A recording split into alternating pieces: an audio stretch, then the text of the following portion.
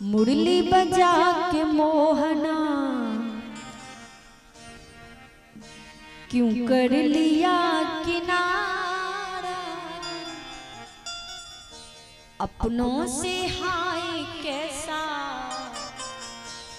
व्यवहार है तुम्हारा। कैसा व्यवहार करते हो मुरलीधर, पहले जीव से इतना प्रेम करते हो कि वो कृष्णमय हो जाता है, बाद में तुम वियोग कर देते हो।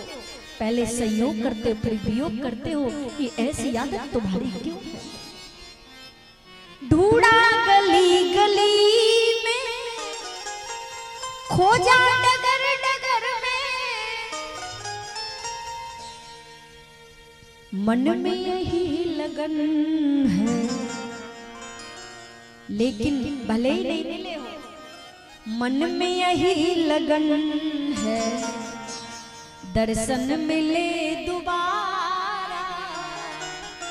इच्छा है जरूर दर्शन मिलेगा, मन में यही लगन है,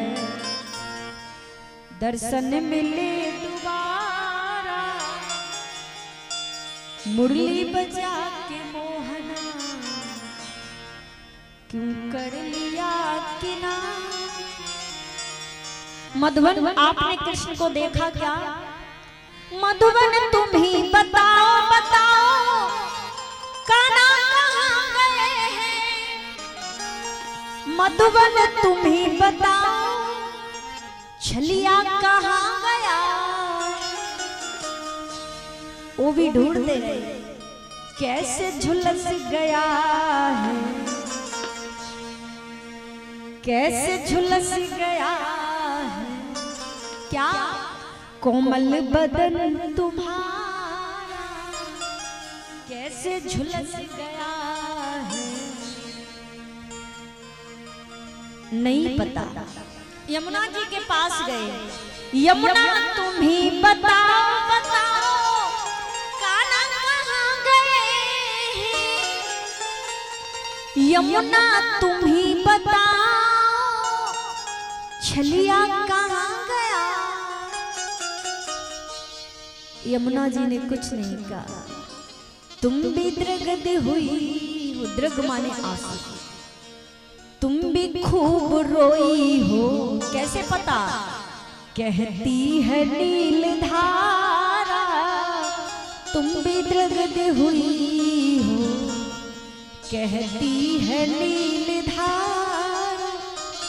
दुनिया कहे दीवाना दीवाना, पागल कहे जमाना, दुनिया कहे दीवाना, पागल कहे जमाना। पर कृष्ण, हम तुमको बहुत प्रेम करते हैं, चाहे दुनिया दीवाना कहे चाहे पागल कहे, पर तुमको भूल जाना क्या हमको नहीं गवारा, तुमको भूल जाना। राधा रानी से पूछा, राधा रानी से भी कहा, तुम भी खूब रोई हो, कहती है अश्रुधारा। किसी को कहीं से ये नहीं पता चला कृष्ण कहाँ है, किसको पता है? एक को पता है। भक्तों तुम ही बताओ बताओ, कान्हा कहाँ गए हैं? भक्तों तुम ही बताओ, छलिया कहाँ गया है? आज ठाकुर जी के भक्त कहते हैं, हमें पता है, अपना ही दिल टटोलो, हर दिल में वो बसा है, अपना ही दिल टटोलो, हर दिल में वो बसा है। मुरली बजा के मोहन, ठाकुर जी ये जो आदत है ना तुम्हारी, हमको बिल्कुल अच्छी नहीं लगती। कौन सी? पहले अपने भक्त से आप प्रेम करते हैं और बाद में संयोग कर जाते हैं। बाद में वियोग कर जाते हैं। ये आदत कृष्ण हमको नहीं भाती है।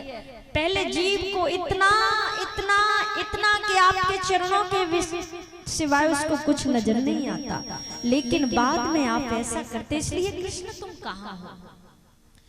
लेकिन गोपियों की स्थितियां बदल जाती है। लाल ही देखन में गई, मैं हूँ है गई लाल। ये स्थिति लगने लगी जिसको हम खोज रहे वो हम ही हैं, हम ही कृष्ण हैं, हम ही अपने वृंदावन की रक्षा करेंगे जैसे कृष्ण करते थे, हम ही कृष्ण हैं, ऐसा लगने लगा उनको। राधा रानी ने सोचा मैं नहीं चाहूंगी तब तक ये गोपियों को दर्शन नहीं देंगे। राधा रानी ने एक नाटक किया, कन्हैया अब हमसे भी नहीं चलो जावे। कन्हैया बोले बैठ जाओ हमारे कंधे पर। इतना जो कहा सो ठाकुर जी फिर वहां से अंतर ध्यान हो गए। राधा रानी गोपियों के पास आई, सब गोपियों का अभिमान नीचा हुआ। जैसे जैसे गोपियों का अभिमान नीचा हुआ वहीं बैठे सब वहीं बैठे। चारों तरफ से राधा रानी को घेर लेती हैं, उसी बीच कृष्ण आते हैं। आहा, अभिमान समाप्त हुआ। वैसे कृष्ण ने फिर दर्शन दिया, क्योंकि अभिमान को भगवान नष्ट करने के बाद ही मिलते हैं। और सबने गोपियों ने उठकर के ठाकुर जी को प्रणाम किया, वंदन करते हैं हम आप। और एक दो गोपी ऐसे ऐसे टेढ़ी नजर करके देख रही मानो कि अभी खा जाए। ठाकुर जी ने कहा तुम टेढ़ी नजर से क्यों देख रही हो। कहना चाहती थी क्यों बुलाया और क्यों छोड़ के हमको चले गए यहाँ यमुना किनारे कृष्ण, ऐसा लग रहा था उनको। और एक गोपी भगवान के तलवे देख रही है, कोई कंकड़ कोई पत्थर कुछ चुबा तो नहीं है, ऐसा कुछ है तो नहीं है। गोपियों को देख रही है, आज गोपियां देख रही है।